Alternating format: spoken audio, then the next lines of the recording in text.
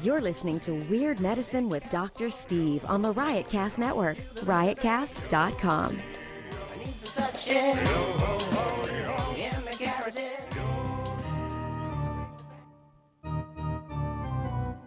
I've got diphtheria crushing my esophagus. I've got Ebola virus dripping from my nose. I've got the leprosy of the heart valve, exacerbating my incredible woes. I want to take my brain out and blast it with the wave, an ultrasonic echographic and a pulsating shave. I want a magic pill for all my ailments, the health equivalent of Citizen Kane. And if I don't get it now in a tablet, I think I'm doomed and I'll have to go insane. I want a requiem for my disease, so I'm paging Dr. Steve. Dr. Steve! It's Weird Medicine, the first and still only uncensored medical show in the history of broadcast radio and all podcast. I'm Dr. Steve with my little pal, Dr. Scott, the traditional Chinese medical practitioner. Keeps the alternative medicine wackos at bay. Hello, Dr. Scott. Hey, Dr. Steve. And she who will do most anything for a glass of expensive wine, it's Lady Diagnosis, everyone. Hello, Dr. Steve. And we have our new friend, and she's actually not new, but she's returned from sabbatical, Jenny McKinney. Hey, Toots. This is a show for people who have never listened to a medical show on the radio or the internet. If you got a question you're embarrassed to take to your regular medical provider, if you can't find an answer anywhere else, give us a call, 347-766-4323. That's 347-POOHEAD. If you're listening to us live, the number is 754-227-3647. That's 754... 22 penis. Or... Bare nip. Well, okay, I was going to have Jenny do that one, but that's okay. Sorry. That's okay. I don't share well. Plus, I'm in your seat, so. Follow us on Twitter at Weird Medicine, Lady Diagnosis, and Dr. Scott WM. Jenny's not on Twitter yet. Visit our website at drsteve.com for podcast, medical news, and stuff you can buy, or go to our merchandise store at cafepress.com/weirdmedicine. Most importantly, we are not your medical providers. Take everything you hear with a grain of salt. Don't act on anything you hear on this show without talking it over with your doctor, nurse practitioner, physician assistant, pharmacist, chiropractor, acupuncturist, yoga master, physical therapist, clinical laboratory scientist, registered dietitian, or whatever. All right, great. All right, well, hello, everyone. Hey. Delightful to be back with you. We've still got some friends on the checking us out here. Okay, tonight. very good. Yeah, let us know about the audio on if you're listening to us live. Otherwise, if you're not listening to us live, don't worry about it. This is what it is. Hey, I got the, oh God, this is hilarious. I wonder if I should play this for you guys. I got the first version of the ad that I did for that guy for the Synthesizer company, Sure. Phonic Bloom, and also you can check him out at geckologic.com. By the time this is released, it should be up there. And I did a voiceover for him. Of course, he's not he's not a native English speaker, so I could never tell from what I was reading, because he just sent me these fragments and I had to read them, if it was because his English is not idiomatic. He's very good his English is great. Everybody in Europe is pretty good with the old English language, but I couldn't tell if it was idiomatic problems or if he wanted it that way. So I just read it the way that he wanted. Now I listened to it, and there's a couple of times where it says something like, let me see if I can find it real quick. Do you guys have a second? Oh, yeah. Sure. What else you got Getting ready to take a nap. Yeah, Dr. Scott loves comic book movie talk, and then he loves synthesizer talk. So let me see if I can find it. Mogfest. If you only Should we talk knew- about if you Mogfest? guys- Yes, we should. Mo- Oh, yeah. Mo- You want to talk Mogfest about is fun. Mogfest? I want details. That damn comic. Oh, hellfire. Y'all missed it the damn last time Comic-Con. we did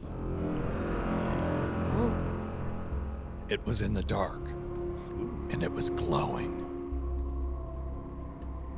We were camping in the Wicklow Mountains, one of Hibernia's remaining primordial forests.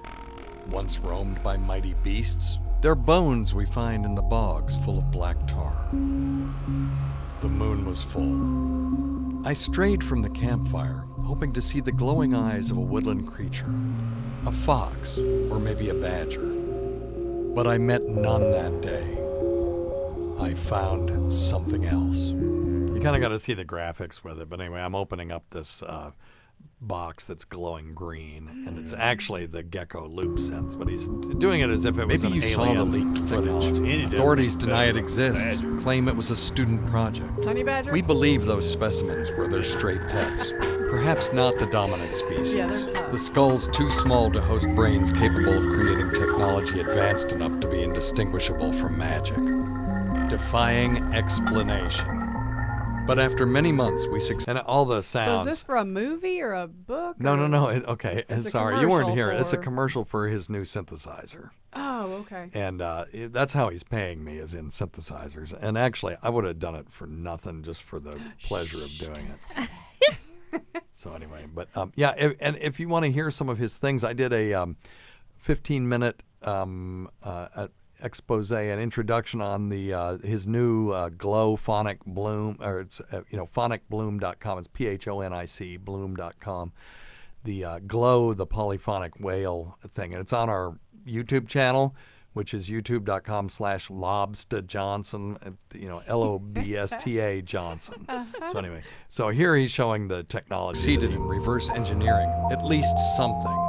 Bits and pieces slowly coming together, and after great success of the first approximation, we took a few more steps so we can make more copies for you faster, better, thinner, cooler, sharper, reliable engine with close to zero emissions and microphones sensitive enough to collect noises from another box that is powered off. This is not your usual Friday project.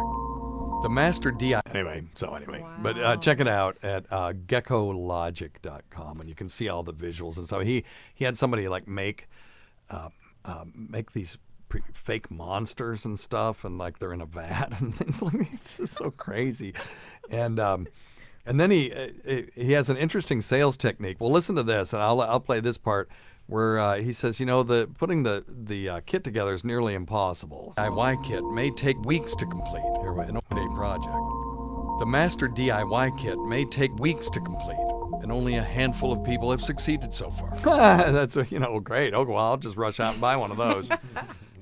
But actually, I did, because that actually sounds like fun. Putting your own effort into making surely creates a better connection between you and the instrument. The open source nature hopes to. Okay, anyway, all right, just check it out. Gecko Logic, GECHO Logic.com. So, but that was fun to do. Did you do the music behind it? No, he did with Oh, he those. did? That's his Oh, little okay. box. Yeah. Okay. It's the coolest little thing that you've ever seen. It's just I'll show it to you. It's in there. I've got the version 1. It's a box that's like 3 inches by 4 inches by 3 inches, something like that. It's not super big, yeah. Wooden rectangle, and it's all basically in software. And it's got a looper and a delay, and then it'll change pitches, and it just has you can program it yourself. Yeah. And it just does a bunch of really cool things. I brought all that shit that's out there. I brought a ton of it to Moogfest, and the only thing people were actually interested in playing with a lot was the Gecko Loop synth. All my other stuff just kind of sat there, so it was kind of cool. So anyway, hopefully we can get him in here. I'd like to get him to Moogfest one year, and he'd sell 1 million of them. He really would. Well, anyway, what were you talking about? Why were we going there? I have no clue. No clue. Oh, okay. I'm sure it was good, though. Probably really important stuff. Oh, I'm sure. Okay, well, don't forget to check out Dr. Scott's website at simplyherbals.net. That's simplyherbals.net. It is allergy season, and he's got the best nasal rinse on the market.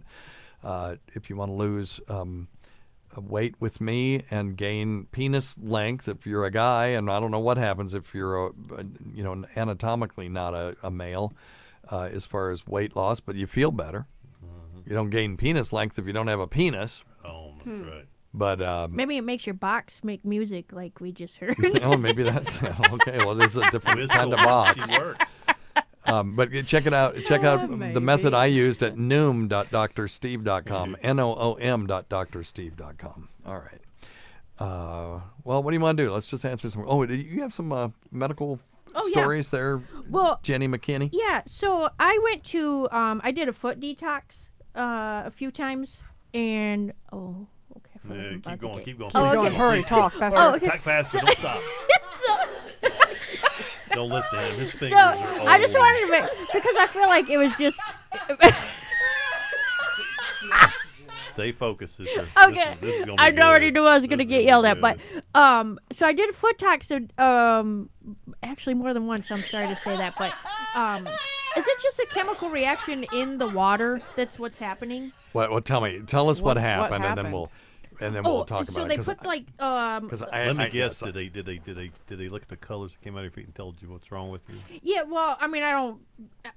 Here's what it's. So I worked at a soldering a circuit board manufacturer for 20 years. Yeah. And so I feel like I just didn't feel good, and then I went to the little salt therapy place, but they were doing a foot detox, and so I thought, well, I'll just try it, and it was so nasty. Whatever was happening, I don't know what was happening in the tub, but it was so disgusting, because it would turn different colors. Right. But I was wondering if it's really just a reaction with the salt that they're It putting is. in. It's even worse than that. They'll sell these pads that you put in your shoes, and then when you pull them out, they're black. Yeah. And you go, oh, look at all the Yeah. toxins. So Right. so this is how you would test this, and they're not ever willing to do this. First, what toxins are removing? So you were in a soldering place, so you would worry, did I have lead? Heavy Yes. metal poisoning. Yeah. Or heavy Yeah. metal. Totally Sure. reasonable Sure. thing to worry about. When you're soldering those things, the vapors that go up are not metal vapors, though. Okay. They are, and now if you're welding, it can happen. But sure. soldering, what you're getting is the rosin core is what you're smelling. But, okay, so let's say, let's hypothesize that you work in a soldering place and you have heavy metal exposure and you're worried that you've got some accumulation. So first, one thing that you could do is test that. That's testable. Very easy to test. So we have to define what our endpoint is. And our endpoint is we're going to be removing lead from your system. So let's test you first and see if you're lead or arsenic, or we could do a bunch of different heavy metals. Whatever you want to do, test for them. Sure. If they're not elevated, you don't have a problem. Okay. But let's just say, for the sake of that it's so low we can't measure it, but it still could be causing a problem. Right. So now, this is also very easy, is you test that water before you put your feet in it, and you put the salts and all that stuff in it, do all the things that you're going to do, and test the water. Now you put your fucking feet in there, and then, and then when you get this chemical reaction where it's, oh, look at the toxins coming out, then you test it afterward. Okay. If there's lead in there, I'll buy it. Right. Sure. I will completely convert, and I will try to figure out some mechanism by which lead accumulated in the fat cells, Yeah. right, right, that's accumulated somewhere, somehow came out of your feet, Right. because we do process toxins in our body. Sure. There are toxins, there are real toxins, and they're processed by the liver. That's what the liver is there for, and then they're excreted by the kidneys. And then, I mean, if you consider shit a toxin, well, that's, very well encapsulated in your colon and excreted that way. So we have these mechanisms for dealing with these things. And, but I've never once seen anyone ever consent to allow this kind of study to be done. And then they'll go, well, it's other toxins. Well, okay, what are they? Right. Then what are they? We Yeah. got to be able to measure it. Yeah. Because if you can't measure it, then it's just bullshit, right? Yeah. Well, it's toxins we don't know about. It's negative energy. Now, okay, now what the hell is that? Well, I'm manipulating your bioenergy fields. Measure them. Just measure them. Right. Show me that they exist. Yeah. First off, and then when you do your flatus maneuver, whatever it is, show me that you changed them. Yeah. And then show me that correlates, even just show me it correlates with well-being. The well-being we get from these things, and I'm not talking about what Dr. Scott does, because there's actually excellent Science, data based on many of the things that he does. So I'm excluding him. I'm just talking about these malarkey things that are out there. Sure.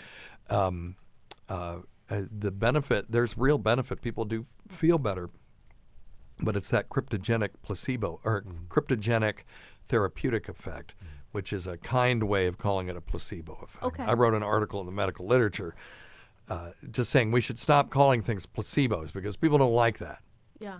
If you say, well, your therapeutic touch maneuvers work on the placebo effect, they go, they get all up in arms. Oh, no, it's not that. We're manipulating bioenergy field. They start making up ways that it works. But if we call it the cryptogenic therapeutic effect, I think most people would be like, well, yeah, we don't know how it works. I would rather people say that. We just know people feel better afterward. I have no problem with that. Right. Well, it was crazy because But don't lie to me. That's the thing. Right, and right. Don't start making shit up. Sure. So my experience, I did it 3 times, and the first time it was terrible, and the smell was disgusting. Yeah. It actually smelled like a metal smell, which that was weird. Okay. Yep. And then as I went back, the smell was less and less, and the water was clear. So I don't know how to explain that, because if I'm doing the same thing, shouldn't I have had the same result? Or could it just be that I ate something fatty one day and not the next? Or they just Or ran they out altered the water. of. Different amounts of salt. They ran out of the or- crap that they put in there to Yeah. turn it one Yeah. color Or one they time. knew this was your second and third time, so they were putting less Sucker. crappy stuff in there. Okay, gotcha. To make it look like it worked. Yeah. Okay, Exactly. So- Yeah. I got you. That's why I wrote it down to ask. So I'm glad you did. I'm looking at science-based medicine. Just guessing. Now, listen, Yeah. but you could have felt a lot better from those. Oh, Yeah. absolutely. You Yeah, could. But as far as it actually Oh, pulling it could be Right. acupressure Could be or anything. just Anything. Healing did it touch, bubble and anything. stuff too? Sure. And just See- Yeah. soaking your feet feels good. Well, that's what I was going to say. It's Yeah. probably just relaxing, and then Okay. There's a lot that Dr. Scott does that is just that deep relaxation, which no one can say that's bad for you. Oh, it's really good. Yes. And then there is data for acupuncture in certain things. Like Dr. Scott would be the first to tell you he's not curing cancer No, hell. with acupuncture. There are people out there that will, promote it for that. Sure. But, But I help people like you treat. That's exactly when they right. feel bad, That's I exactly right. They Yeah. get medicine. I help them feel better. That's right. Right. He can help people get through their treatments or just feel better. Yep. When Dr. Scott and I first started working together, I was doing primary care. And he would come on Tuesdays, and I would send him all the people that I saw that were sort of walking wounded that they felt bad, but I couldn't figure out why. It failed antidepressants. They didn't have hypothyroidism. Their testosterone was okay. Whatever it was, they were okay. All their labs and all that stuff. I didn't have a diagnosis for them, but they'd go see him, and he'd always have a diagnosis because people want their condition to be named, even if it isn't some Western diagnosis. Right. Could be, malodorous chi or, whatever. Rebellious stomach cheek. Yeah. He's got it. He had a diagnosis for him. Their fourth pulse was, whatever. Shallow and slippery. Yeah, there you go. Oh. But they would 100% of the time come back feeling better. Yeah. 100% of the time. Now, that's Do a you think damn good maybe record. Wow. some of that is just the attention that Yes. he spends? Absolutely. There's nothing wrong with that. Absolutely. Yeah, Absolutely. just because he really, coddles them. And Patients, I do. and I do too, but they wanted but it's different. They wanted an allopathic Right. approach from Right. me, and they got something different from him. When I was in medical school, we watched a video of a guy in the remote mountains of some faraway place in the South Pacific.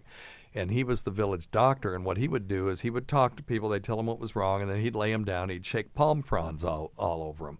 And we were laughing at the time, and then they knew we would, because, how quaint, But Right. that person was fulfilling the same societal role that we do as high priests and priestesses of Western medicine. Sure. That you are, and that's why doctors who have a bad bedside manner or minimize their patients' complaints get bad reviews on health grades and stuff, because what people are looking for is to be heard Yes. and to be seen. Yes.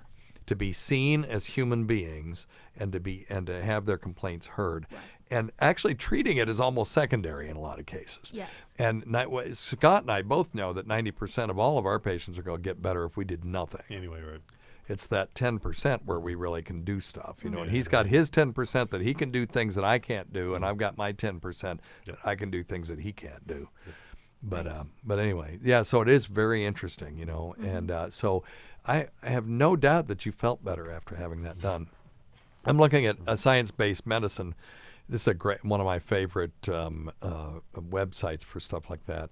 And it says, of course, we're assaulted by toxins on a daily basis. Everything's potentially a toxin, as the saying goes. The dose makes the poison. Some things are toxic in tiny doses, while others would require a significant dose to cause problem. Even water is toxic at a high enough dose, like 10 liters a day. You can kill yourself. So the natural world basically wants to kill us. Plants evolve toxins to protect themselves from being eaten, and that's why animals evolve mechanisms to process and remove toxins that get into their system. So our primary function of our livers, which are giant chemical factories, is to filter out anything potentially toxic from the blood, metabolize it, and then excrete it, either through the feces or urine. Okay, toxins are filtered from the blood from the kidneys, as we already mentioned, and a healthy liver and a pair of kidneys are all most of us need to sufficiently detox.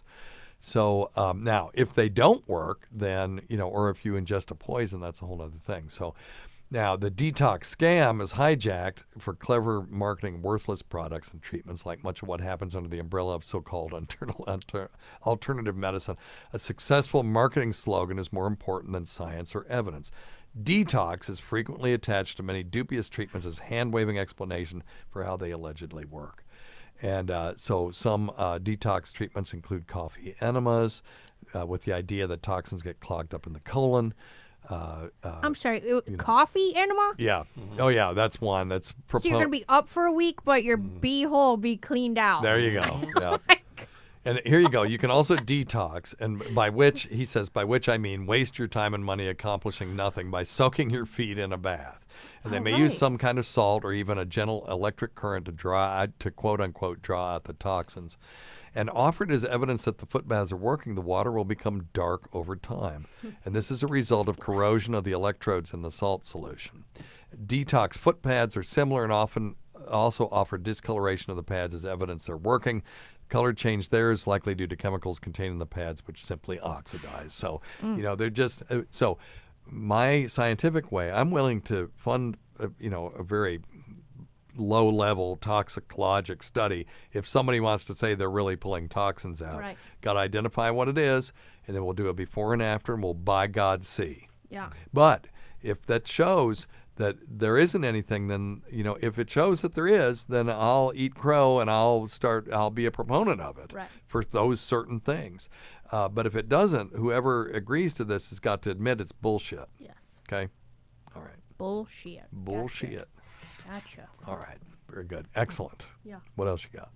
See, you stimulated a 22-minute discussion. Oh, okay. That's good. Did we even do ads yet? Oh, no. Okay. Yeah, we talked about DrScottSimplyHerbals.net. Yes. Yeah.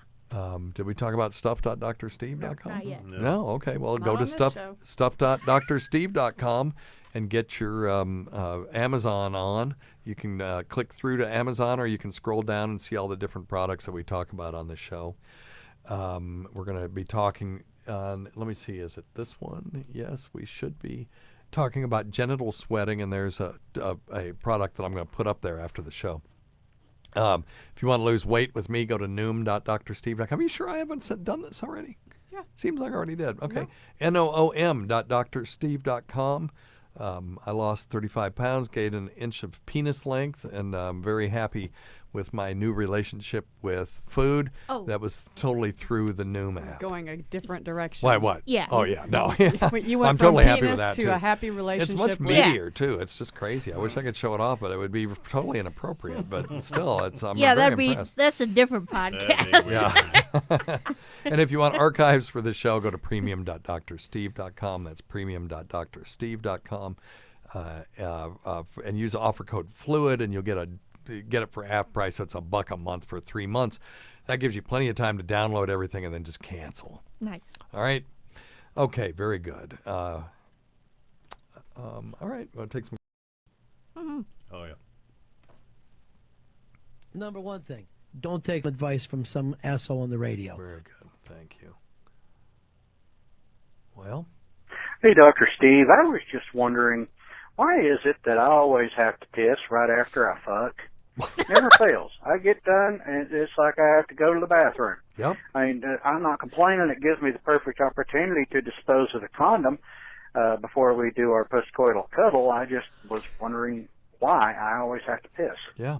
Why does he? This is very interesting. So at first I was going to tell him about spasm of the bladder and the urethra after, post-coital, when this sort of thickish liquid passes through the the urethra, it kind of wants to get rid of it, and so sometimes you'll get some spasm. It'll cause you to feel like you need to urinate. Also can make it feel like it's burning, and if it does, dip your penis in just a glass of warm water, not hot water, just warm water, and that'll calm it down, and that feeling will go away. But I started thinking about a study that was done recently, and we've talked about it on the show. When I say recently, in the last 5-10 years, looking at women who have coital incontinence. These are so-called squirters. Women can either have female ejaculation or they can have coital incontinence. And coital incontinence, people will say, well, it's quote unquote just piss. It's not just piss, though. It is fluid that's expressed from the bladder, but it's not urine in the sense that we think about. Urine is waste products from the bloodstream to the kidney. This fluid is, yes, it's water, and it's in the bladder, but it's not waste products from the kidneys. What it is it's generated during sexual stimulation by some women, and their bladders fill up ultra quickly with this very dilute water solution. And there's almost no urea in it. That's why people say, no, I know it's not piss because it doesn't taste like I would think piss would taste like. It's almost all free water. Now, we know from talking on this show over the years that men and women are basically the same damn thing, as far as genetically. Genetically, all of our chromosomes except for one are the same, and that's why men have nipples and women have nipples, and men have prostates and women have Skene's glands. There are just a few things that differentiate us, besides all the, men are sane and women are crazy as fuck. No, crazy. And there you go. I gave that to myself. Right. Gave that to myself. 2019. All right, Harvey. But anyway, so I thought that maybe there are some men that have the same issue, that when they get sexual stimulation, they would form this highly dilute urine, and they would need to urinate afterward, because men have a mechanism to keep them from just discharging fluid during intercourse.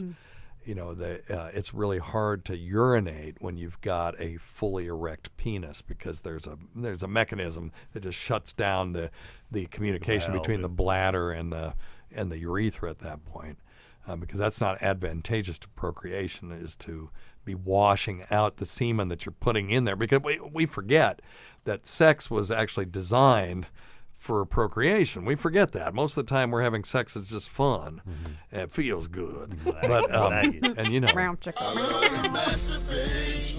But yeah, that's right. Wait, well, oh shoot. I see I've lost the music. Oh, there it is. There you go. That's better.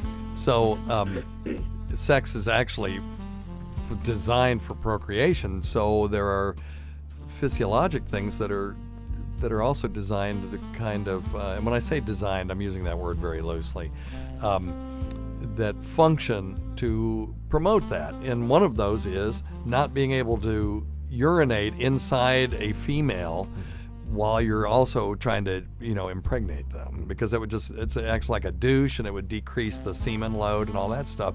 And so that's just sort of my hypothesis why it's so hard to urinate when you've got a full erection. But then she'd punch you in the nose. I was going to say. It'd just be gross. Unless they're a squirter, and then they wouldn't know the difference.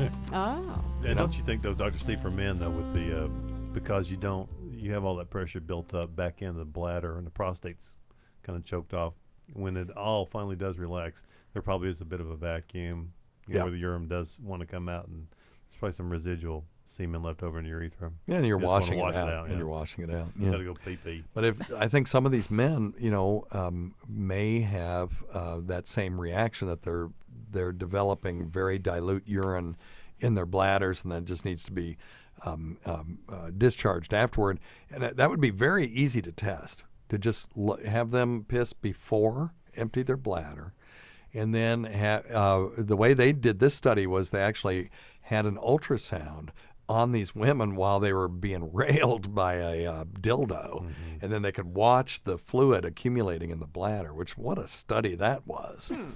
It's all about the fluid.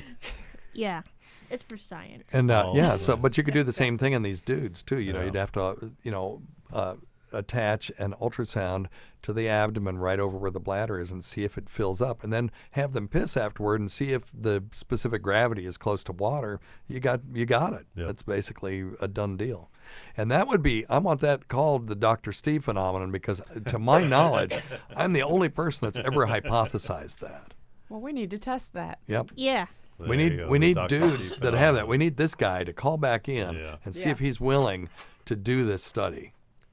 And we would have an N of 1, but if we could find some other people, Right. Anyway, all right?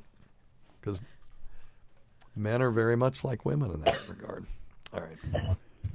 Hey, Dr. Steve. I'm dating a girl who's got trigeminal neuralgia, and I'm curious if you'd be interested in doing a show on it. It's a pretty painful disease.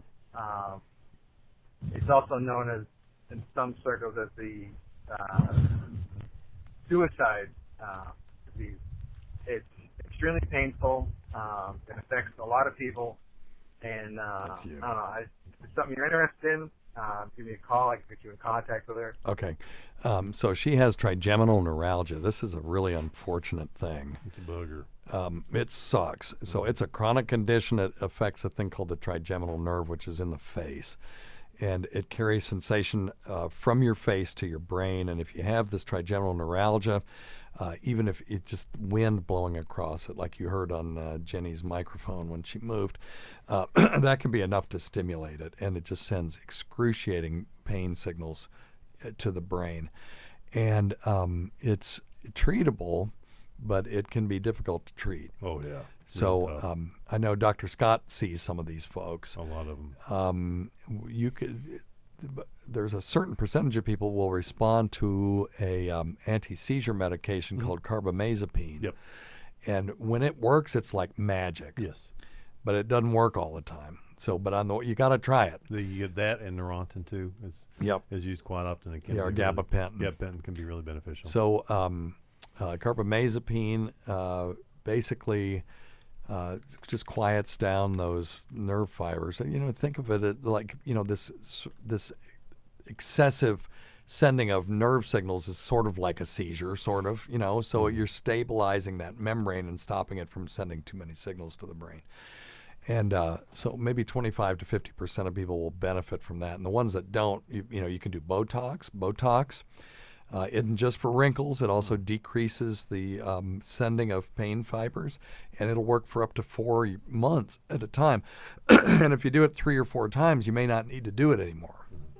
Now, you may get a droopy face when that happens, but most of those people would accept a droopy face in return for not having this excruciating the pain. pain's horrendous. Yeah, the other thing is we'll do a lot of interventional stuff, and certainly the acupuncture and any kind of injections into that trigeminal nerve or around that ganglia can be really. The patients are always very, very, very frightened that it's going to make it worse. Yeah. And I certainly don't blame them. But what we do with the acupuncture is actually, I put needles in the face that surround all the distributions of the nerve. Yeah, so you're not putting them right in the nerve. Not right in the nerve. Then I put electrical stimulation to it, so we create we overwhelm the system. Yeah. Shuts down the nerve firing, and I'll tell you what. AKA counter stimulation. Yeah, well, it's called the fatigue gated channel theory. Cool. That we overwhelm the dorsal part of the spinal cord. Yeah. But I tell you what, if it's either acupuncture, Even pronounced it right too. I think. After all these years. He watched YouTube Yeah. last night. That's right. Yeah, I was watching YouTube on that. But it's either that, Dr. Stevens. Sometimes we'll actually have to do some neurosurgery. Do you get lasting relief from that? Oh man, you'd be shocked. I mean, I've had people. No, I actually wouldn't Yeah, be shocked. Yeah, you.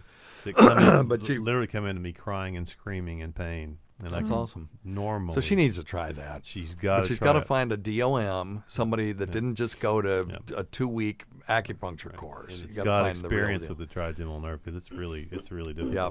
They can do a surgery, as you were getting ready to Neurosurgery, say. yeah. Microvascular decompression is the thing. And then they can do gamma knife, too. This is a brain stereotactic radiosurgery. And they direct a focused dose of radiation to the root of the trigeminal nerve, and it knocks it out.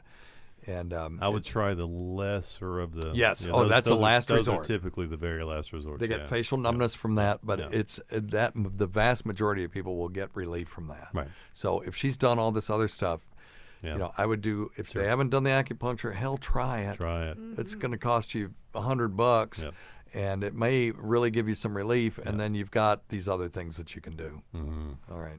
That is, that's a horrible tough deal. That's a tough deal. All right. Let's do this one.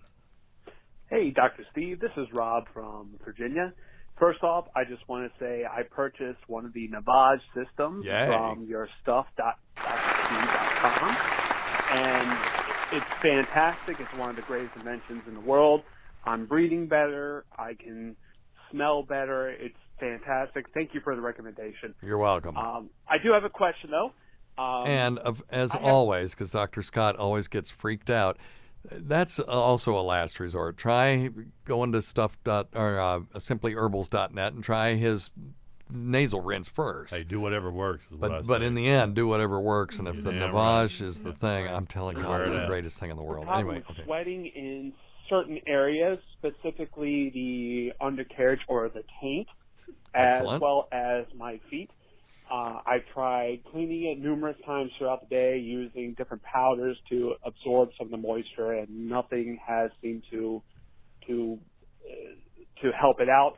That's a problem with powder. If you're using fresh balls, which is tapioca powder, and it's very absorbent, it's in a really volatile liquid, and you rub it on.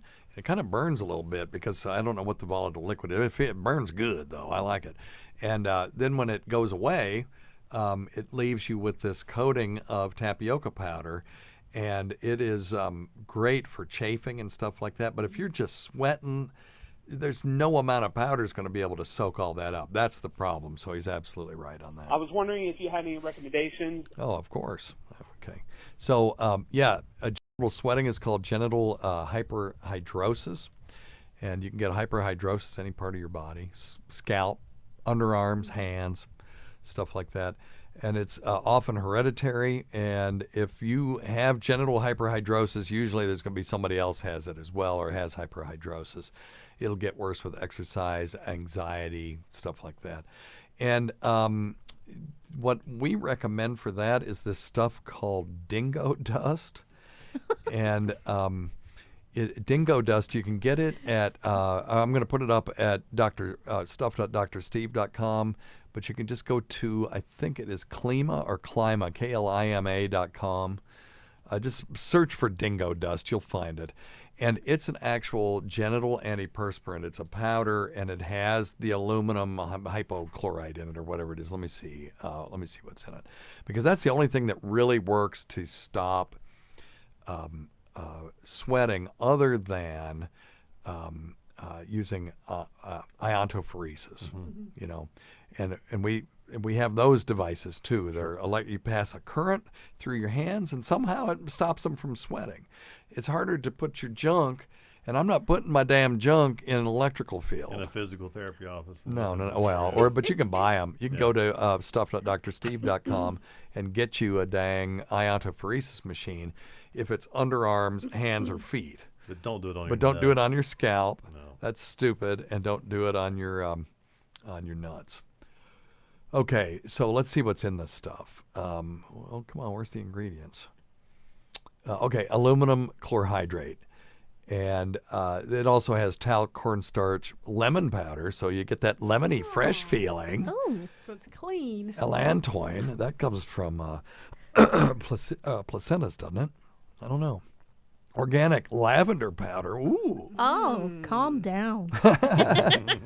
And then, of course, bismuth oxychloride. Bismuth is a mineral that has a high surface area. It's very absorbent. So anyway, okay, dingo dust. Try that. Let us know. And, if you're worried about aluminum, I don't know what to tell you. That's really the only thing that's out there that's an antiperspirant. There's lots of deodorants out there, but if you're perspiring or not, you're going to stink no matter how much you try to cover it up with just a smelly thing. So, all right, let's do one more. Oh, we got one for Dr. Scott. And I'll get the music started. Do it. All right. Well. Oh, for God's sake. All right. Strike up the band. No, I'm a dummy. Let me see if I can fix this. Got to rename it, and I got to put MP3 after it. Why wouldn't it know that?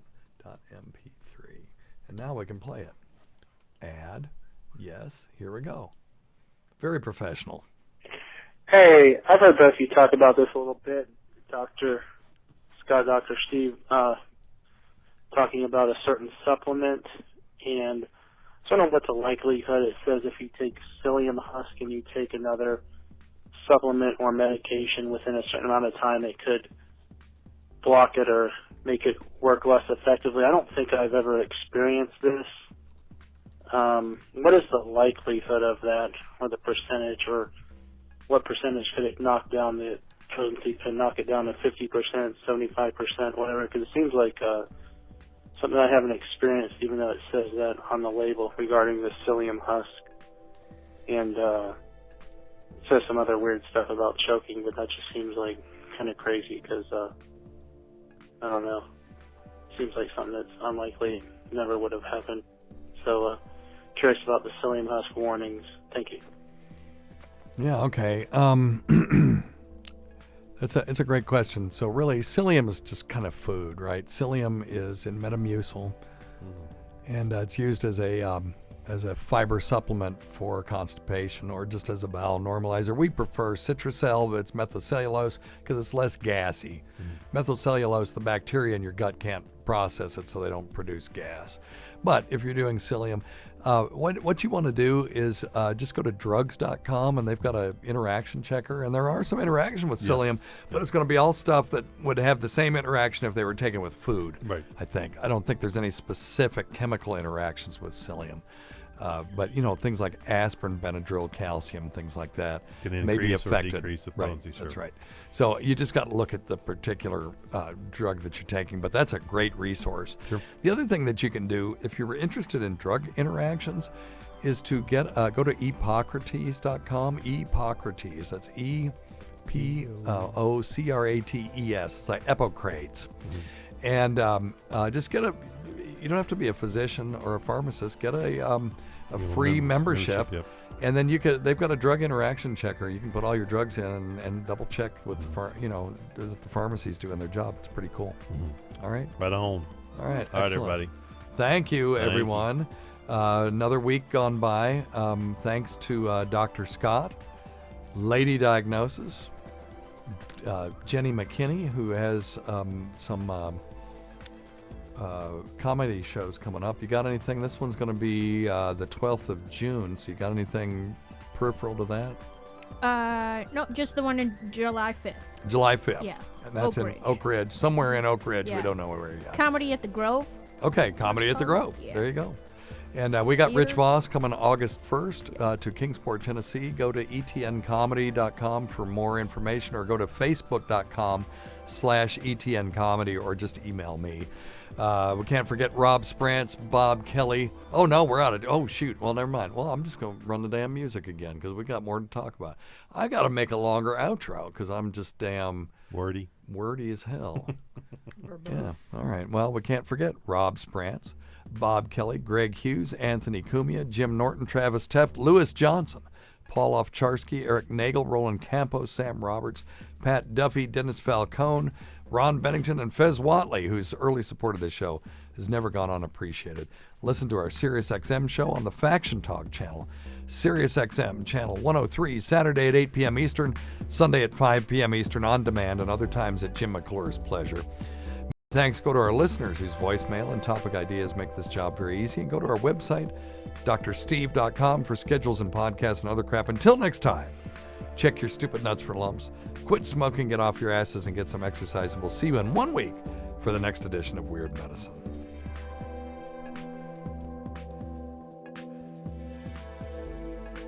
A basketball rolls into a bar.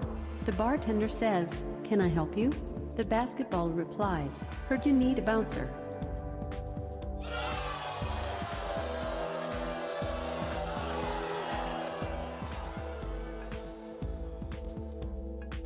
Apparently the Rapunzel was pretty tall. She towered over the prince.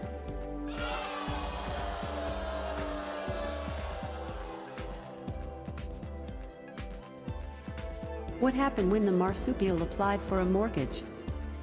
He didn't qualify.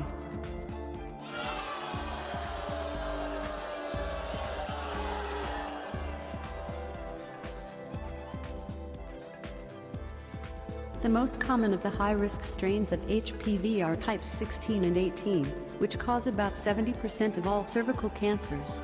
HPV can also cause other cancers, like head and neck, rectal and cancer of the male genitalia. We have vaccines and condoms, people, so use them. For another fact, please say, tell me another fact. To quit, say, stop. The average 190-pound human produces 360 pounds of stool every year. That's a lot of crap. For another fact, please say, tell me another fact. To quit, say, stop. Dr. Steve Chipperson says I used to work at a hospital but I got sick of it. Fluid. For another fact, please say, tell me another fact. To quit, say, stop. Goodbye.